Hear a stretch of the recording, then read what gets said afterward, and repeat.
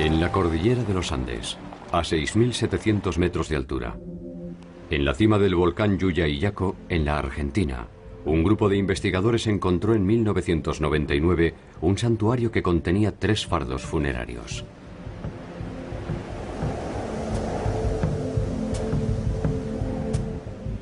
Corresponden a 3 niños de escasa edad que fueron sacrificados hace más de 500 años.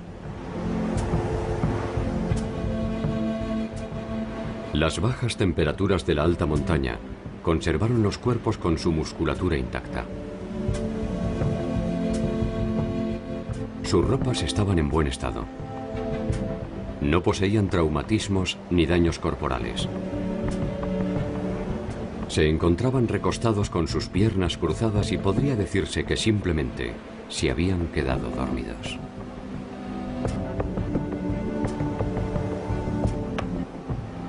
Uno de los cuerpos pertenece a una niña, bautizada por los investigadores como la doncella. Tenía solo 15 años.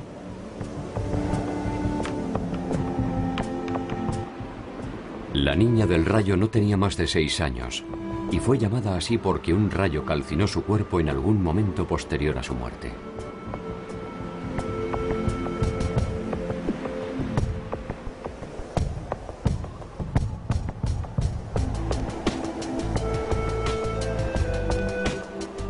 El tercer cuerpo, el niño, tenía solo 7 años.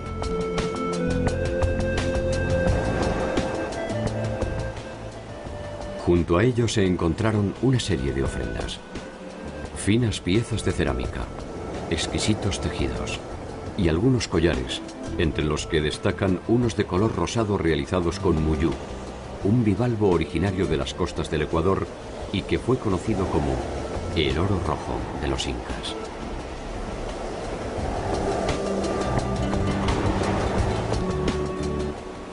¿Cómo y para qué el muyú fue a dar a la cima de un volcán a miles de kilómetros del Ecuador? ¿Qué significado encierra este sacrificio ceremonial? ¿Quiénes lo realizaron y por qué? Son algunas de las preguntas que nos exigen remontarnos en el laberinto de un tiempo perdido. El sacrificio ceremonial fue realizado sin lugar a dudas durante el Imperio Inca. Y traducir las señales que encierra el santuario exige conocer su historia, sus costumbres y su inagotable legado.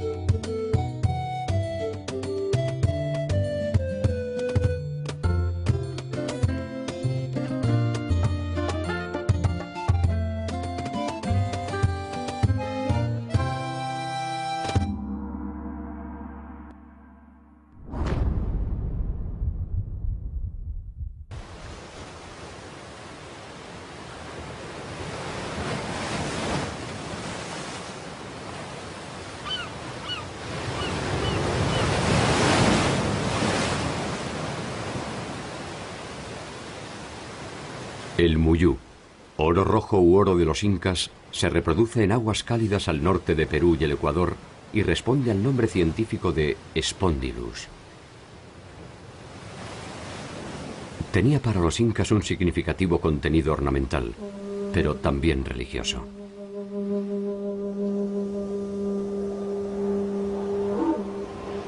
El descubrimiento en el volcán Llullaillaco se puede atribuir entonces a razones de estado. Es probable que alguna amenaza natural, tal vez un temblor o un breve despertar del volcán, haya originado esta ofrenda.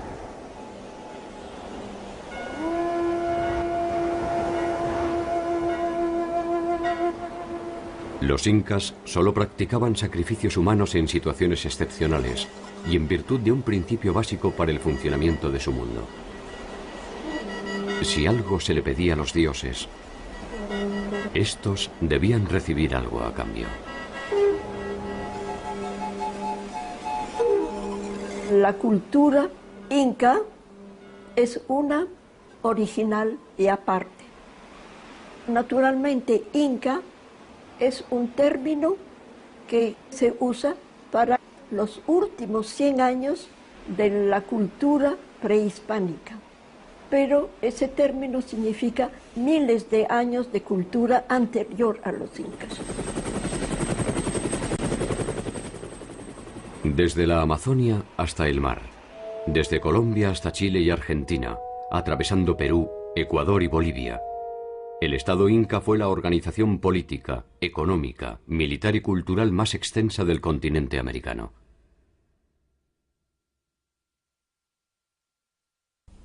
Si hubiera sobrevivido hasta nuestros días, las actuales ciudades de Quito, Guayaquil, Trujillo, Lima, Cuzco, Arequipa, La Paz, Potosí, Salta, Tucumán, Viña del Mar y Santiago de Chile, entre otras, estarían dentro de su territorio.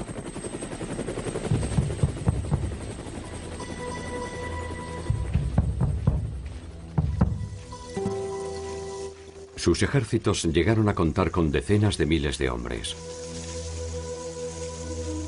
Sus ciudades fueron refinadas y monumentales. Su red de caminos se calcula en más de 20.000 kilómetros. Y su población se ha estimado entre los 12 y los 30 millones de habitantes.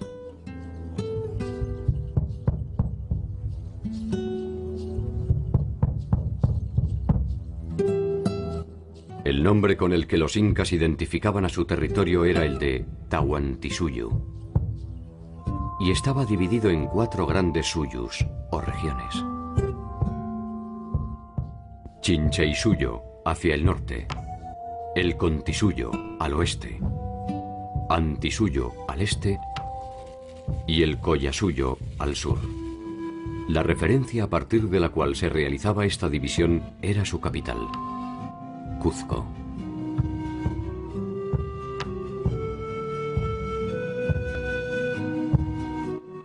Cuenta la leyenda que la historia de los incas se inicia cuando los hermanos Ayar, Uchu, Cachi, Manco y Auca, acompañados por sus hermanas Mamá Oclo, Mamá Huaco, Mamá Cura y Mamá Raua, abandonan la casa del escondrijo en busca de un lugar en el que establecerse.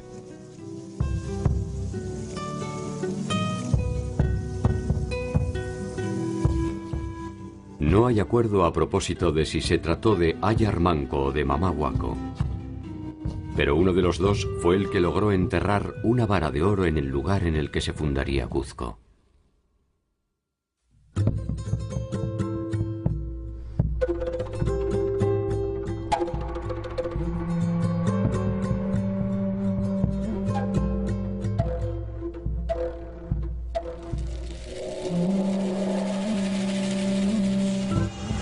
Cuzco fue el centro político y ceremonial del Estado, y desde allí se extendió en sucesivas conquistas militares y diplomáticas.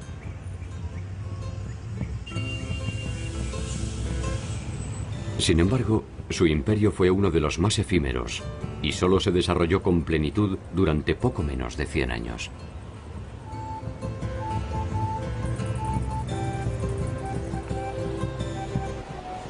Ese tiempo fue suficiente para consolidar una expansión territorial inédita en el continente.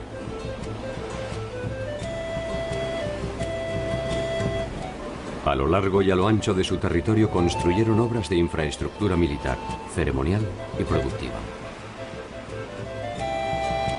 Algunas de naturaleza monumental y otras cuya naturaleza es inexplicable.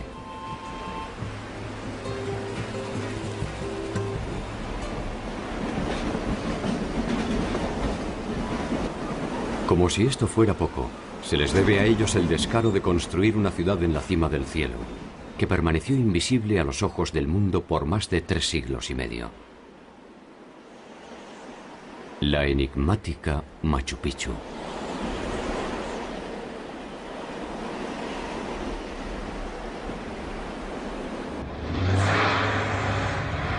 Hacia el año 1200, Cuzco había dejado atrás su condición de población rural y bajo el liderazgo de Manco Inca, iniciaba sus primeras conquistas en las regiones aledañas.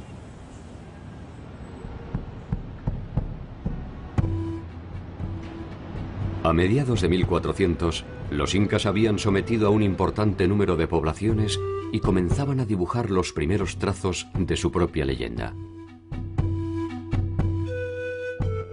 Para ello fue necesaria la impronta de un hombre legendario: Pachacútec Inca Yupanqui. Pachacútec es quien llevó a los incas a su victoria definitiva contra los chancas, un grupo étnico proveniente de Ayacucho empecinado en desafiar la incipiente hegemonía de Cuzco.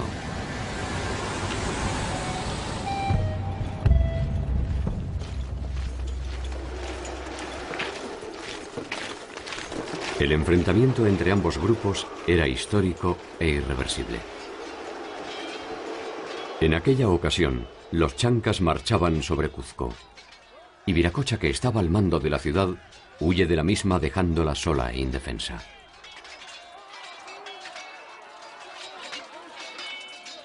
Pachacútec, por entonces apenas un joven príncipe, asume la defensa de Cuzco, y aún en inferioridad de condiciones, vence a los chancas mediante ingeniosas estratagemas e indudable valor. Se formó una leyenda de que él puso unas piedras con cascos y armas para que creyeran los enemigos que eran gente apostada, lista para conquistarlos. Entonces, esto los desmoralizó a los enemigos que les hicieron. Bueno, en todo caso, ganaron los incas y los persiguieron bien adentro de sus tierras. Y eso marca el desarrollo y el inicio del Estado inca.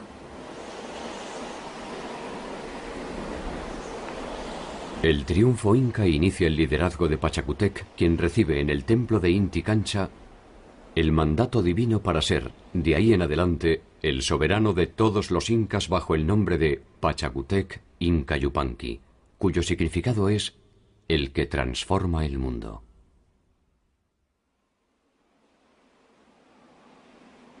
Con él nace el imperio histórico y la dinastía de los Hijos del Sol.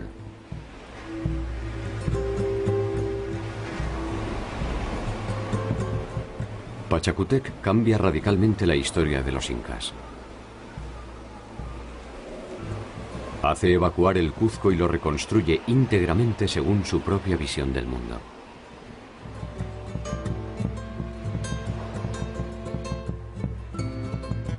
Profundiza en la expansión militar y aumenta el poderío económico.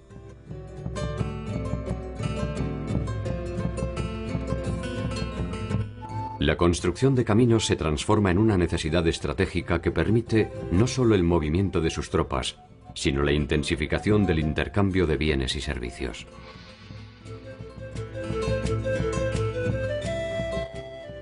Reglamenta el trabajo obligatorio y generaliza el idioma quechua.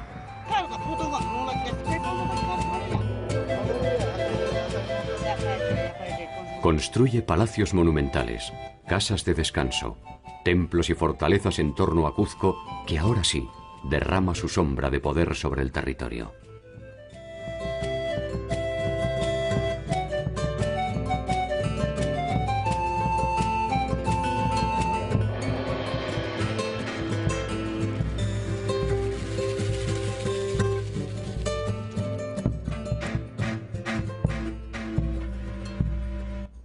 Pachacútec no solo construye las bases materiales de una nueva era para los incas, también establece la condición dinástica de los soberanos que son designados directamente por Inti, el dios Sol, quien pasa a ser la deidad primordial.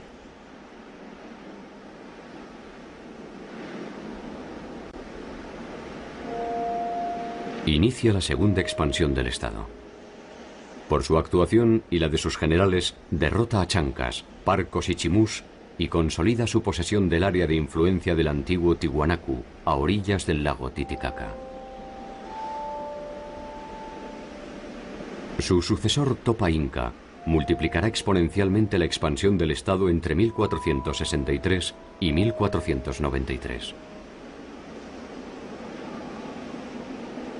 En apenas 30 años llegará hasta Quito, hacia el norte, en el actual territorio de Ecuador, y más allá de lo que hoy es Santiago de Chile, hacia el sur. Finalmente, bajo el gobierno de Huayna Cápac, los incas alcanzarán el actual territorio colombiano.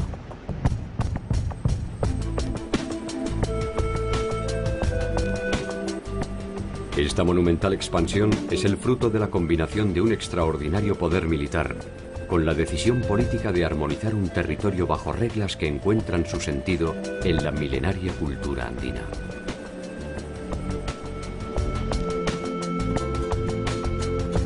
De alguna forma, los incas imponen leyes que los pueblos sometidos ya consideraban como propias. En Andes hubo varios señoríos y por eso no era necesario conquistar estas nuevas áreas pueblo por pueblo. Era suficiente ir a capital de estos señoríos y convencer señor rey anterior que si se hacen un acuerdo con el Inca, él puede mantener su posición privilegiada, y si se aceptaba esta oferta de los incas, él recibía muchos dones. Respaldado por su ejército, el Inca realizaba una serie de obsequios al futuro miembro del Estado, ofreciendo a cambio su protección y sus conocimientos.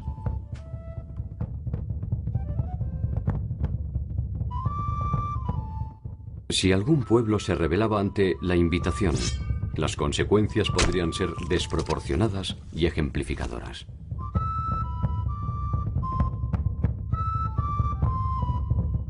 Se dice que durante la campaña a Tumbes, los huancahuilcas que habían traicionado a Topa Inca fueron sometidos por Huayna Cápac, quien como represalia ejecutó a una 10ª parte de la población.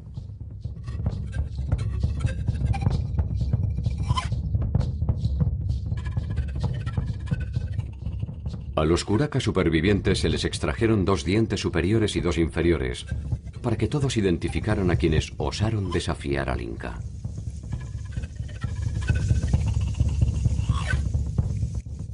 Este castigo era de naturaleza hereditaria y alcanzaba a todos los descendientes por siempre jamás.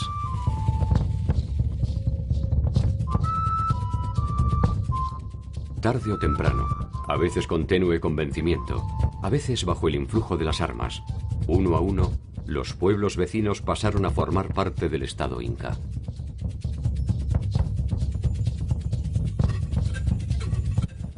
Pese a la característica compulsiva de los acuerdos, estos se basaban en uno de los principios básicos del funcionamiento de las relaciones andinas: el principio de reciprocidad.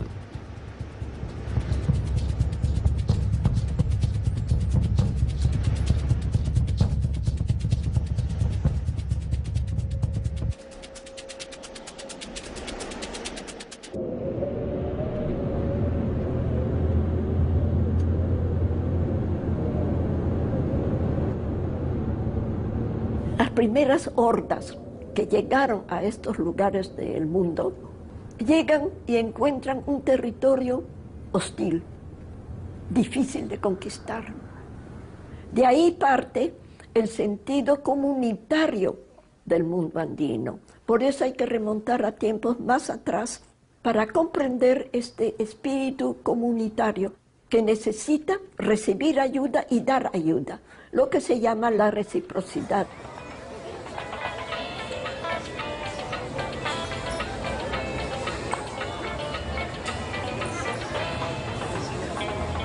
La reciprocidad viene de ahí.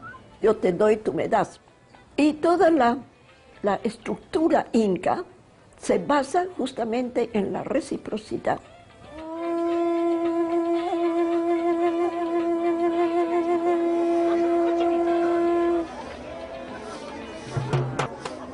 El principio de reciprocidad regía todas las relaciones del mundo andino. Las del Estado con sus habitantes, las de sus habitantes entre sí, e incluso las sobrenaturales, es decir, la comunicación con los dioses. Esta última daba origen a una reciprocidad distinta, la reciprocidad asimétrica. Las ofrendas realizadas a los dioses podían no tener contraprestación por parte de estos. América no conocía moneda, entonces tenía que tener otra cosa para sustituir la moneda. Acá no había venta ni compra, había la reciprocidad y la unidad de valores. Por tantos granos que yo te doy, tú me das tantos recipientes de chicha. Y no había la idea de lucro, sino de intercambio.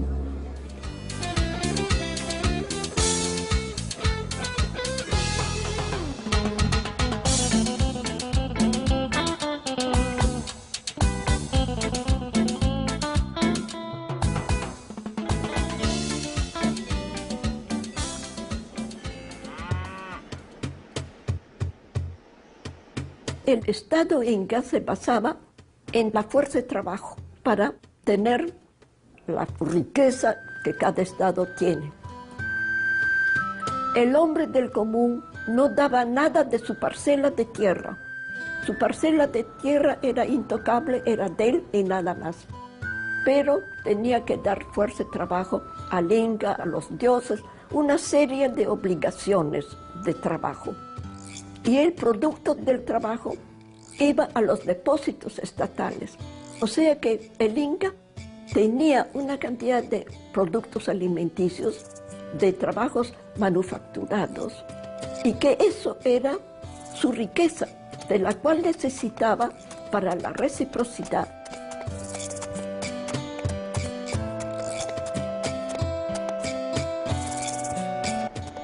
Así como en la naturaleza, la noche sigue al día y la cosecha a la siembra, el hombre se integraba a la sociedad mediante el aporte de su trabajo durante un ciclo que podía ser variable de acuerdo a la actividad a desarrollar.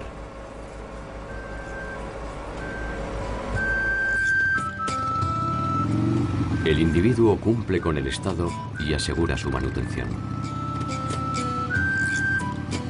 Hay que tomar en cuenta que en Imperio Inca no se pagaban tributo en especie. Única manera para pagar su obligación para el Estado era un sistema que se llama mita. Mita era obligación de mano de obra de todos hombres adultos para hacer un servicio para el Estado y también para la Iglesia.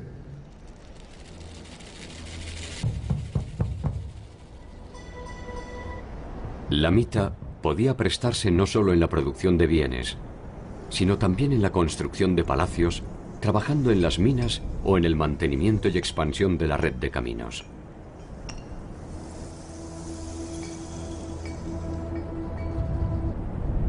Los que cumplían la mita guerrera debían servir al Inca en sus conquistas o sofocando rebeliones. Con los recursos obtenidos, los incas se permitían multiplicar su expansión, ya que disponían de los medios para persuadir mediante la reciprocidad o la violencia a los futuros miembros del Estado.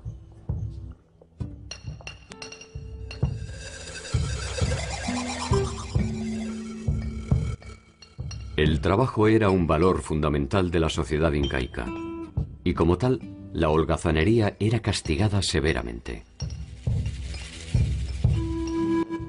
Existían, sin embargo, periodos establecidos para el descanso y el esparcimiento.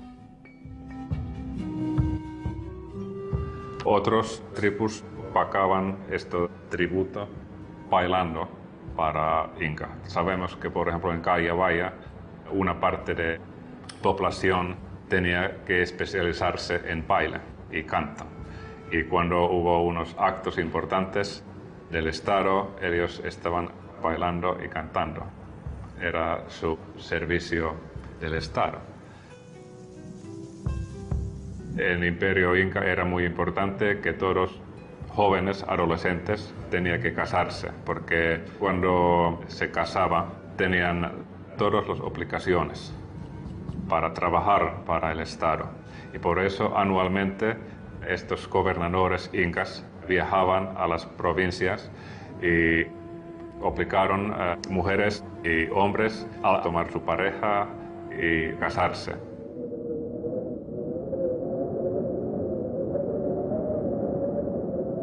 Las familias estaban organizadas en torno a un ayllu.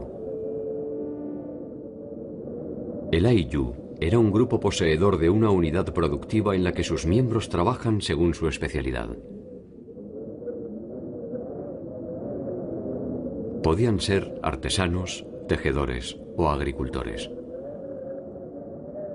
La reunión de varios ayllus era el origen de una comunidad que poseía sus propios jefes o curacas, encargados de la organización y administración de sus integrantes.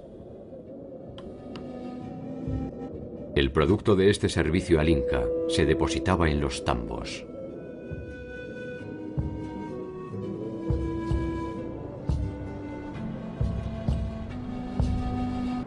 Los tambos eran depósitos que funcionaban como núcleos de enlace entre las poblaciones y, de acuerdo a sus proporciones, podían ser, además, centros administrativos, residencias de descanso o meros puestos de relevo.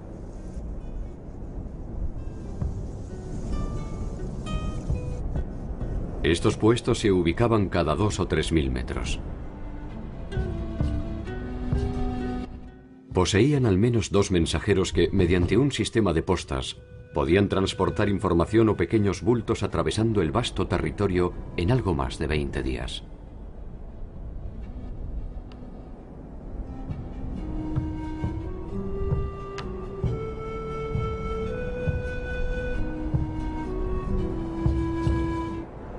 Los caminos y los sofisticados puentes colgantes enlazaban el territorio y eran un elemento primordial de infraestructura estatal. Por ellos se movilizaban los administrativos, los nobles y los ejércitos.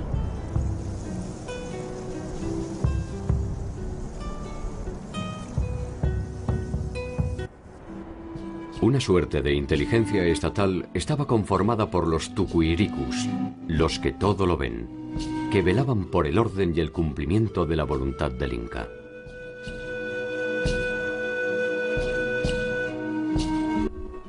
Esa voluntad se traducía en un inédito sistema de convivencia en el que se combinaban el trabajo individual y el aporte colectivo.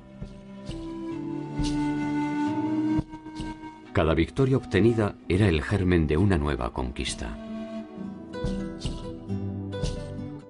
Se aumentaban las tierras de cultivo, eligiendo las más productivas de los pueblos sometidos. Se acrecentaba así el poder del Inca en la misma medida en que se debilitaba el señorío conquistado. El Estado Inca era muy jerárquico, así que para los incas, clases sociales y distancia entre las clases sociales era una cosa básica.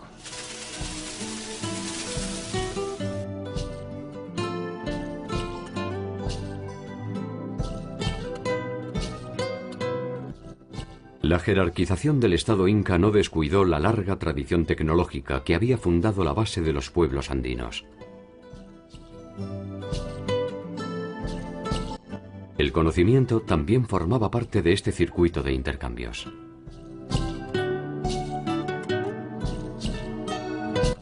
En la localidad de Moray existe aún un centro para la experimentación tecnológica agraria que reconstruye una serie de ecosistemas donde realizar pruebas para diversificar los cultivos.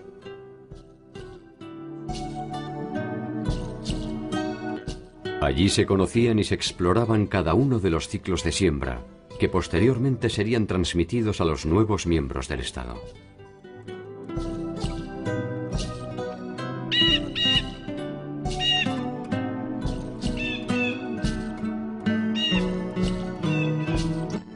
La ciudadela de Pisac fue la primera construcción realizada por el gran Pachacútec.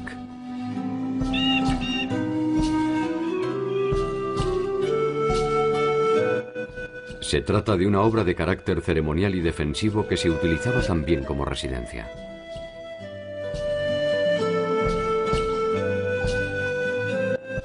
Estas construcciones monumentales y exquisitas aumentaban el prestigio de los incas y le daban a Cuzco una imagen de invulnerabilidad que permitía aplacar cualquier intento de rebelión en los pueblos sometidos.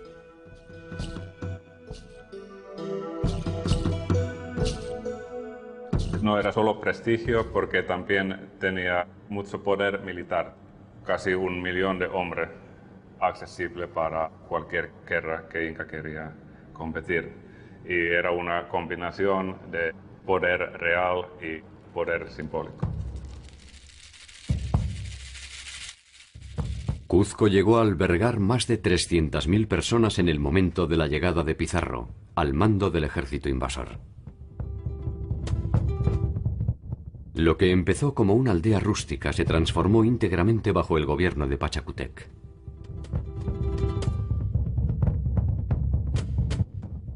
Entre sus habitantes predilectos se encontraban los soberanos incas que lo habían precedido, quienes, momificados, conservaban sus honores, sus vasallos, sirvientes y privilegios. En las fiestas ceremoniales o cívicas, sus cuerpos eran llevados a la plaza central. Participaban así de los rituales y festejos en su calidad de soberanos.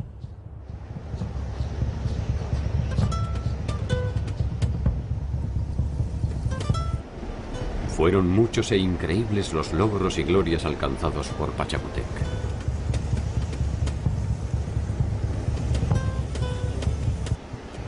Tal vez el Inca jamás imaginó que lo que perduraría con mayor influjo sobre la posteridad sería la inexpugnable Machu Picchu.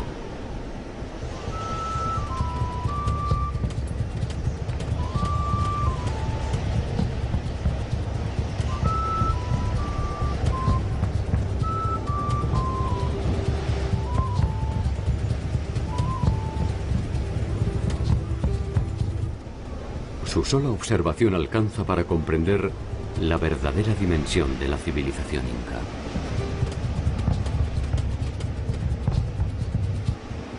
Construida en el siglo XV, permaneció oculta a los ojos de los extranjeros hasta ya entrado el siglo XX.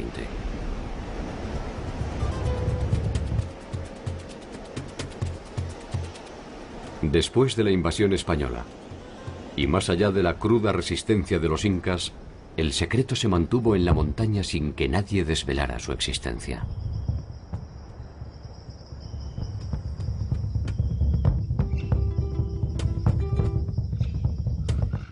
¿Se trató quizás de un pacto de silencio?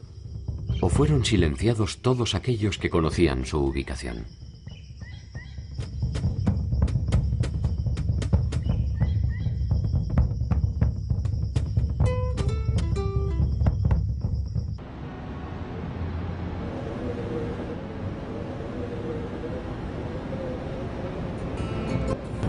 Ubicada a 130 kilómetros de Cuzco, a más de 2.200 metros sobre el nivel del mar, Machu Picchu es hoy la construcción más emblemática y conocida del Imperio Inca.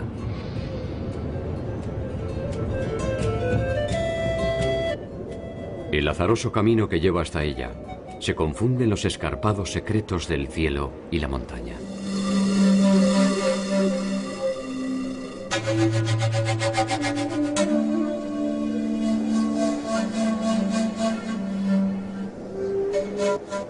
Profundos abismos dificultan su acceso y ayudan a esconder su esquiva figura.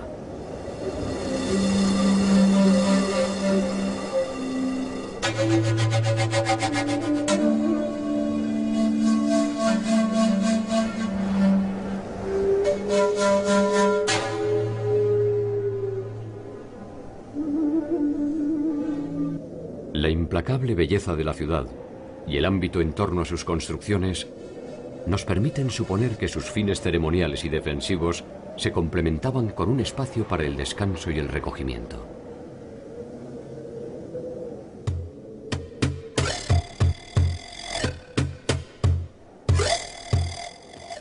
Sus edificaciones de piedra pulida recrean un recorrido casi inverosímil que desafía nuestra credulidad.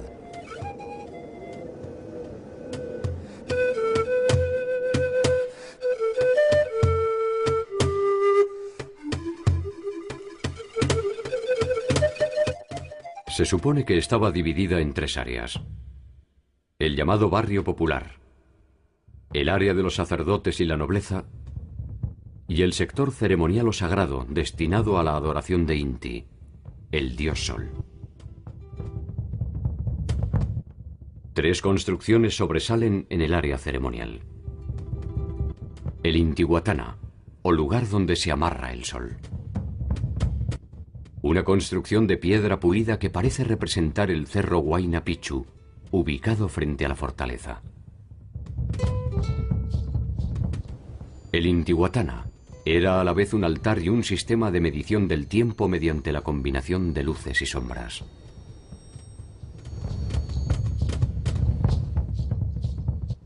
El Templo del Sol. Es una construcción que solo estaba reservada a los sacerdotes y al mismo Sapa Inca. Por último, el Templo de las Tres Ventanas. Es probablemente una estilizada representación del Tampu-Tocco, el lugar desde el que los hermanos Ayar iniciaron el periplo que terminaría con la fundación de Cuzco.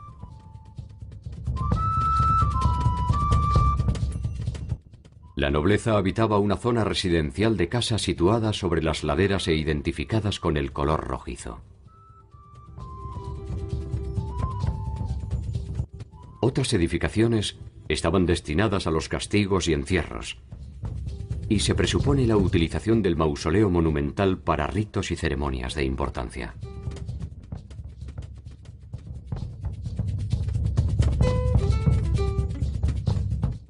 Separada de la zona residencial, la gente común desarrollaba las tareas productivas necesarias para el funcionamiento de la ciudad.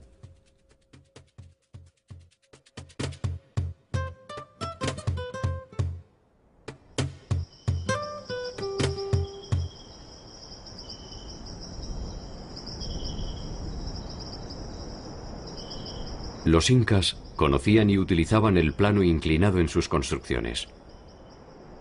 Pero aún así, resulta difícil imaginar cómo fueron transportadas esas piedras hasta el lugar que termina abruptamente en un abismo de 600 metros de profundidad.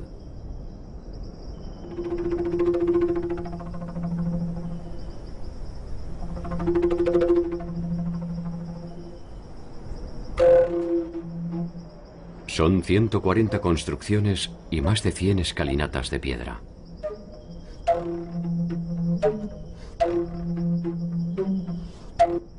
En su traza y en su entorno se puede pasar fácilmente del ámbito rural al urbano casi sin solución de continuidad.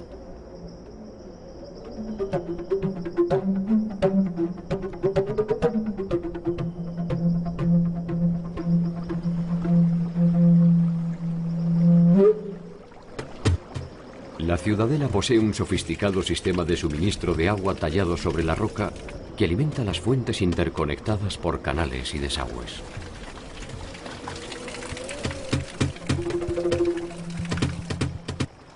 Un original sistema de riego se alimenta de este fluido vital conducido con inteligencia y moderación hacia las terrazas de siembra.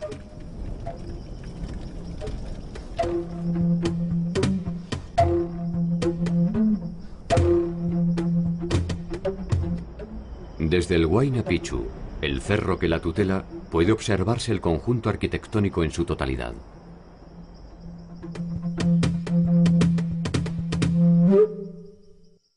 Abandonarse unos instantes a su contemplación es sustraerse de nuestro tiempo y apreciar la espiritualidad de ese espacio que vio los mejores tiempos de los incas.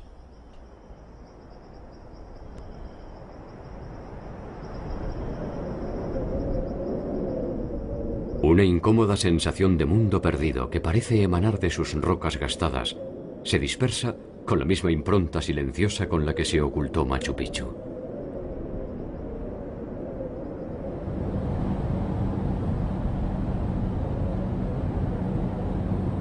Si uno se deja arrastrar por los caminos del presente, no tardará en observar las mismas prácticas milenarias que perfeccionaron los incas. Lejos y no tan lejos de las ciudades, el conjunto de la sociedad continúa con espontánea fidelidad recreando cada una de las leyes no escritas de su raza.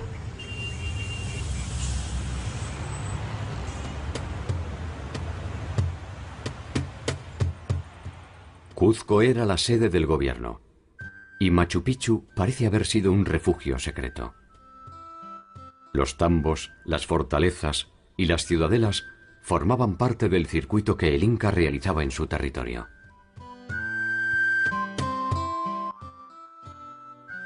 Algunos de estos viajes tenían como finalidad controlar el normal funcionamiento del imperio. Mediante estas visitas se aseguraba el cumplimiento de las directivas y el ideario cuzqueño. En cada visita se atendían asuntos administrativos, políticos y religiosos.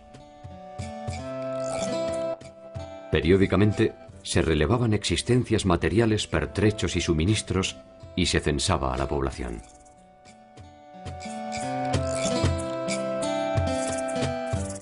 Mediante los quipus se almacenaba esta información que permitía conocer con exactitud la cantidad de bienes y habitantes del imperio.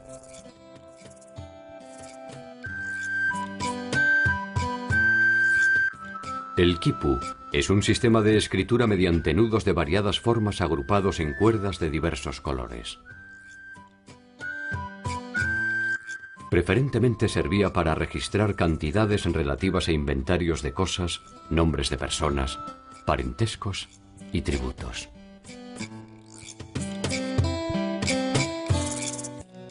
El quipu consta de una cuerda principal, sin nudos, de la cual penden otras generalmente anudadas de diversos colores, formas y tamaños, llamadas cuerdas colgantes.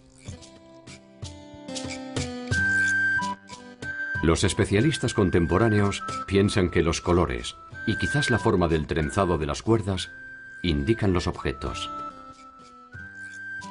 mientras que los nudos harían referencia a las cantidades, incluyendo al número 0.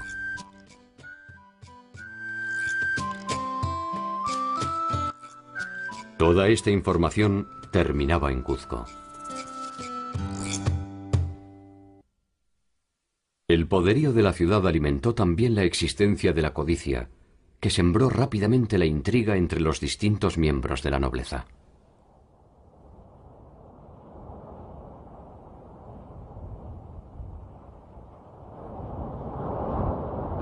La dimensión de las ambiciones creció con la misma voracidad que el mapa del imperio.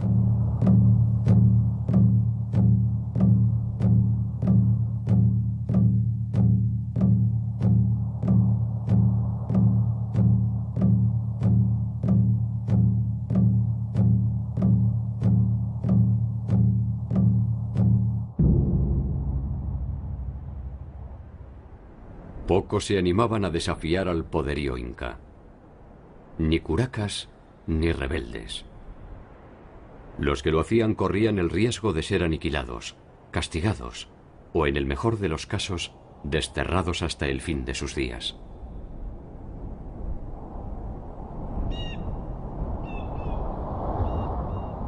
El poder que ostentaban los incas devenía directamente de sus dioses. Difícilmente algún hombre podía enfrentarse a ese mundo sobrenatural.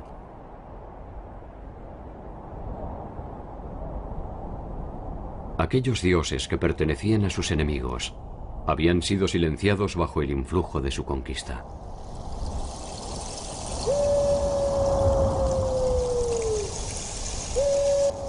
Hacia el norte de la ciudad de Lima se encuentra el adoratorio de Pachacamac, una de las deidades del mundo antiguo que los incas veneraban.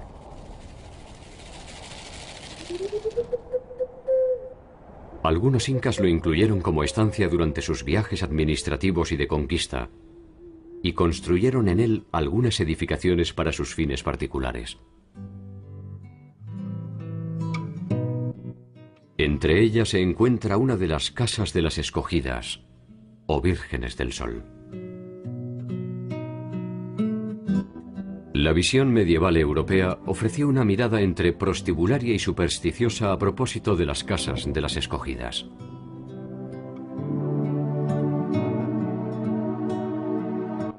La influencia de la mujer en la sociedad incaica definió muchos de los eventos trascendentes de la historia andina. La formación de la mujer jugaba un papel central en el calculado diseño de la sociedad. A las llamadas vírgenes del sol se las elegía entre las niñas más hermosas del imperio cuando tenían entre 8 y 10 años.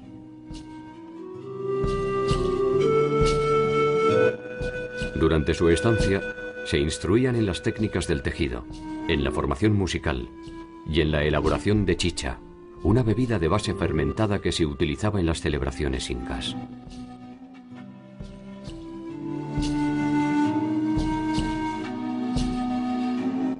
Realizaban estas tareas bajo la supervisión de una mujer mayor identificada como Mamaconda.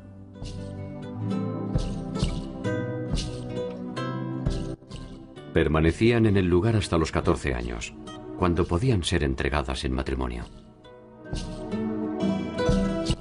Aquellas que se quedaban eran las consagradas al dios Sol, y de entre ellas se seleccionaban las elegidas para los sacrificios humanos.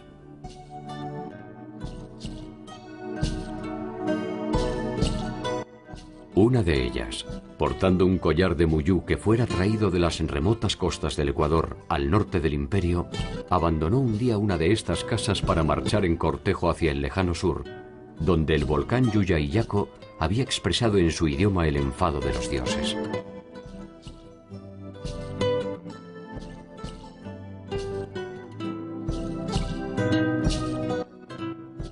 En su pequeño cuerpo, en sus pequeños pasos, late el peso de todo un reino.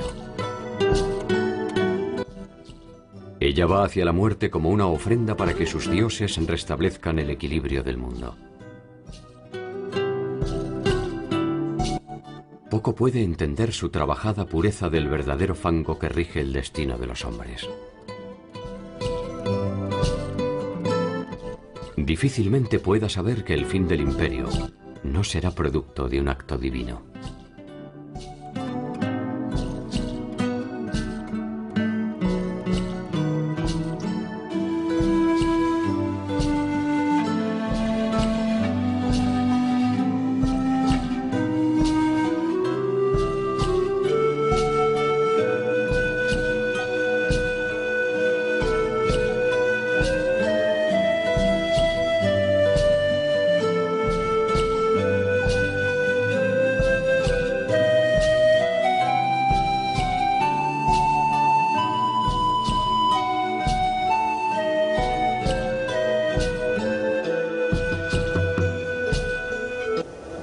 Una sucesión de hechos inesperados cambiaría el equilibrio del Estado inca.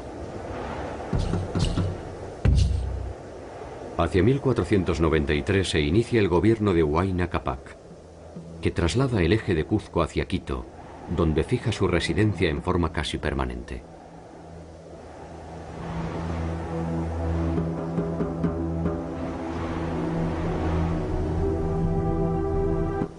La importancia de Cuzco se va debilitando y las posibilidades de expansión del Estado inca se consolidan hacia el norte en detrimento de las áridas y empobrecidas tierras del sur.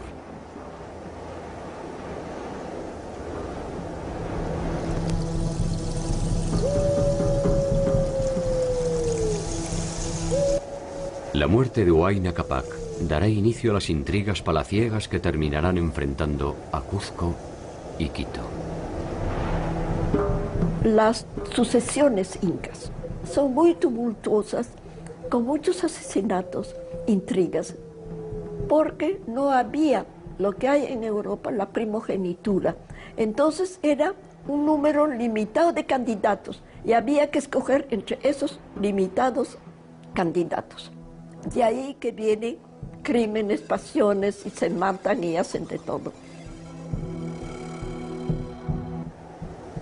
Huayna Cápac muere sin dejar resuelta su sucesión. Dos de sus hijos, Huáscar, que reside en Cuzco, y Atahualpa, que reside en Quito, reclaman para sí el derecho de convertirse en el nuevo jefe inca.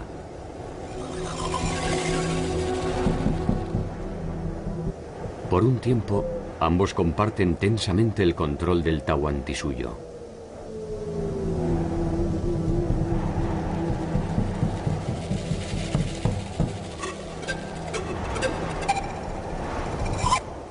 En 1532, Huáscar reclama la sumisión de Atahualpa y este responde movilizando a su ejército de más de 50.000 hombres en dirección a Cuzco.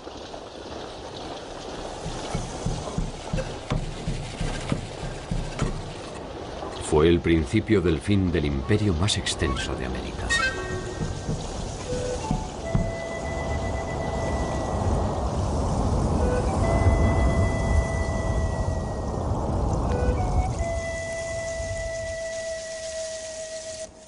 Cuzco todavía sería protagonista de nuevas hazañas, en un nuevo tiempo histórico que para los incas era absolutamente desconocido. Las señales de esta deslumbrante cultura están vivas en los nombres de sus célebres protagonistas.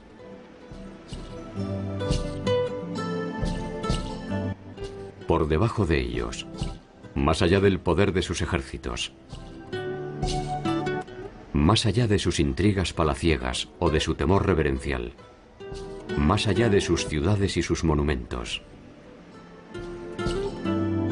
más allá de sus goces y sus derrotas, de sus miserias y de sus sombras. Anónimamente, por encima y por debajo de las marcas doradas de la historia, el hombre andino espera, encerrado en sus propias tradiciones, un nuevo tiempo en el que sus dioses no repetirán el oprobio de abandonarlos definitivamente.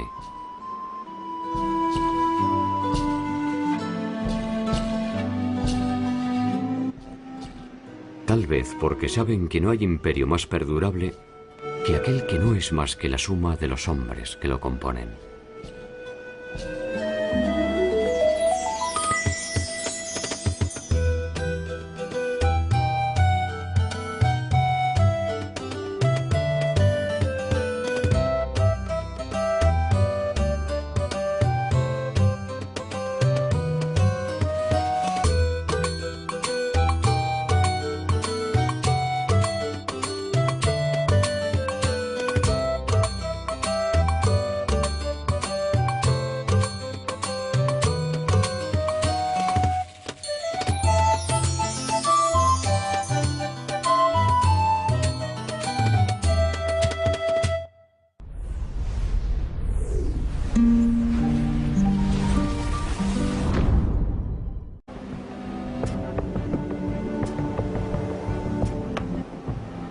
Uno de los cuerpos pertenece a una niña, bautizada por los investigadores como la doncella.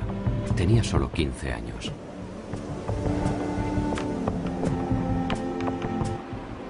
La niña del rayo no tenía más de 6 años, y fue llamada así porque un rayo calcinó su cuerpo en algún momento posterior a su muerte.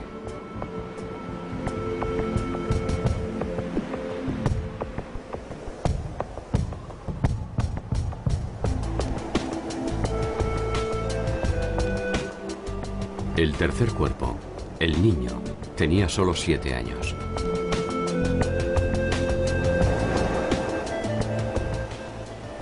Junto a ellos se encontraron una serie de ofrendas. Finas piezas de cerámica, exquisitos tejidos y algunos collares, entre los que destacan unos de color rosado realizados con muyú, un bivalvo originario de las costas del Ecuador y que fue conocido como el oro rojo de los incas.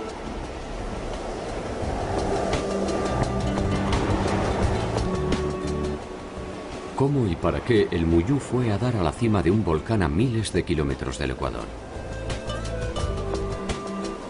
¿Qué significado encierra este sacrificio ceremonial?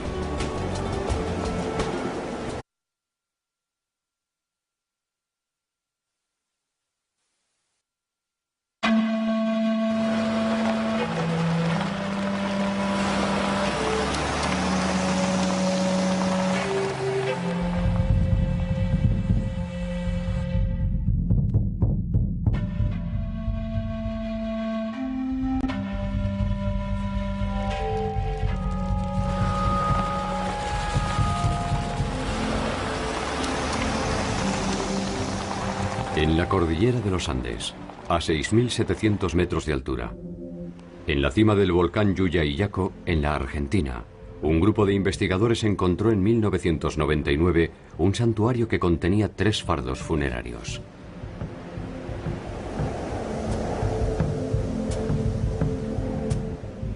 Corresponden a 3 niños de escasa edad que fueron sacrificados hace más de 500 años. Las bajas temperaturas de la alta montaña conservaron los cuerpos con su musculatura intacta. Sus ropas estaban en buen estado. No poseían traumatismos ni daños corporales. Se encontraban recostados con sus piernas cruzadas y podría decirse que simplemente se habían quedado dormidos. Argentina, atravesando Perú, Ecuador y Bolivia. El Estado Inca fue la organización política, económica, militar y cultural más extensa del continente americano.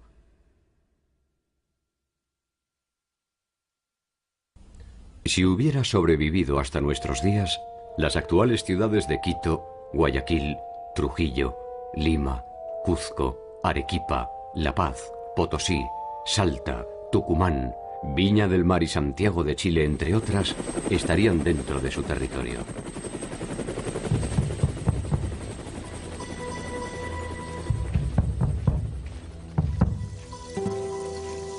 Sus ejércitos llegaron a contar con decenas de miles de hombres. Sus ciudades fueron refinadas y monumentales. Su red de caminos se calcula en más de 20.000 kilómetros. Y su población se ha estimado entre los 12 y los 30 millones de habitantes.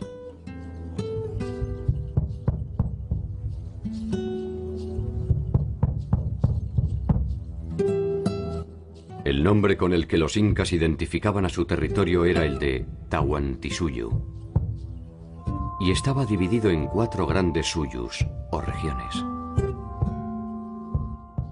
Chincheysuyo, hacia el norte.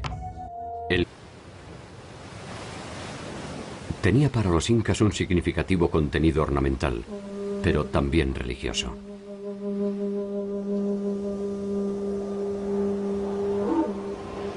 El descubrimiento en el volcán Yuyayaco se puede atribuir entonces a razones de estado.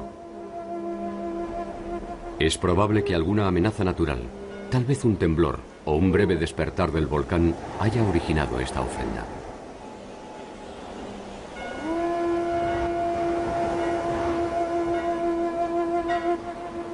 Los incas solo practicaban sacrificios humanos en situaciones excepcionales y en virtud de un principio básico para el funcionamiento de su mundo. Si algo se le pedía a los dioses, estos debían recibir algo a cambio. La cultura inca es una original y aparte.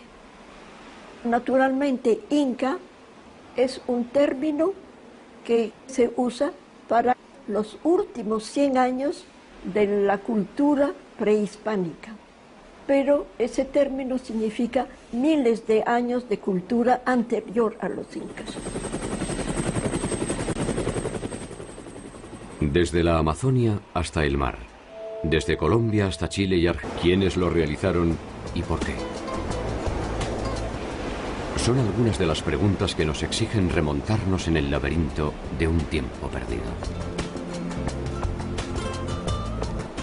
El sacrificio ceremonial fue realizado sin lugar a dudas durante el Imperio Inca. Y traducir las señales que encierra el santuario exige conocer su historia, sus costumbres y su inagotable legado.